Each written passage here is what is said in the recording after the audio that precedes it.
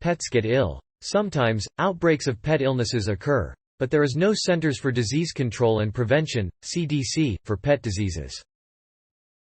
Owners decide whether to get their pets tested, and in most countries, there is no mechanism for veterinarians to formally notify one another nor a state body that tracks disease trends.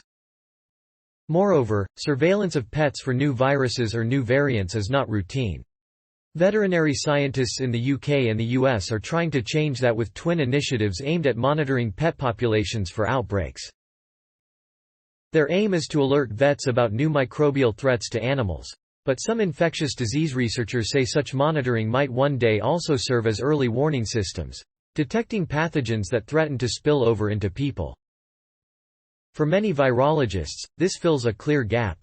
There is not a country on the planet that I'm aware of that has a national surveillance system for general cat and dog diseases.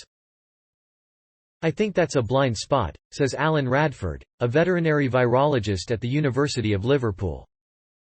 In the UK, unlike with human patients, there's no public funding for diagnostic tests of pets, and little money or incentive to collect data that would provide a nationwide picture of pet diseases or health status. There is no Public Health England for dogs, quips Radford. So that generally for companion animals, that ability to have a national view of disease is not present. Currently, says virologist Gerald Berry at University College Dublin, Ireland, vets often swap information informally, such as by contacting colleagues or posting on social media if they see. This can alert vets to, for example, test for a specific microbe or fine-tune their prescribing practices. But it is difficult to separate the coincidental from a trend without proper monitoring records. Radford with colleagues addressed that need in 2008 by setting up arguably the first surveillance network for small animals, the Small Animal Veterinary Surveillance Network, SAVSNET. This collects data from vets and from commercial diagnostic labs from across the UK for the purposes of research and surveillance. It has been a slow process to set up the network, with no obvious funding bodies to turn to. It has taken us a lot of hard work to get us to where we are today, says Radford. The dream. Real-time forecasting of outbreaks. The network proved its worth following a phone call Radford received from vet Danielle Greenberg, who thought she was seeing more cases than usual of severe vomiting in dogs in the Liverpool area in January 2020. She wanted to know if this was a true outbreak and if other people were seeing it. SAVSNET analyzed data it had collected from across the UK and found an uptick in gastroenteric disease among dogs, not just in the northwest, but across most of the country.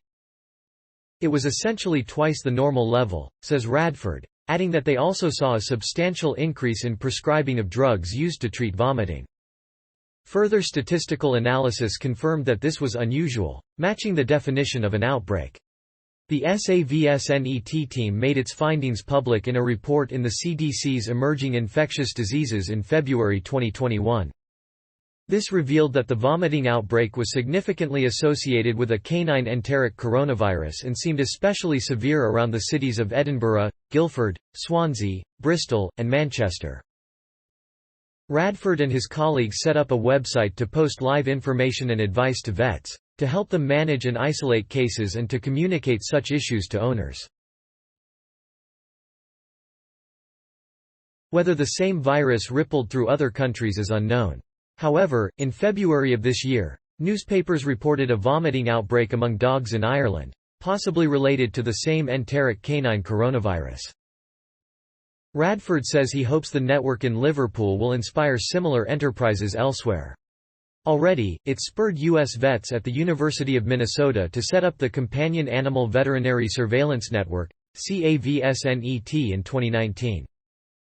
It will track disease trends over time, identify animal populations at risk, describe treatment practices and outcomes, and provide data for veterinary research, its organizers say. Please support my channel to grow by pressing subscribe button and the bell icon. We will notify you technological news. Thank you.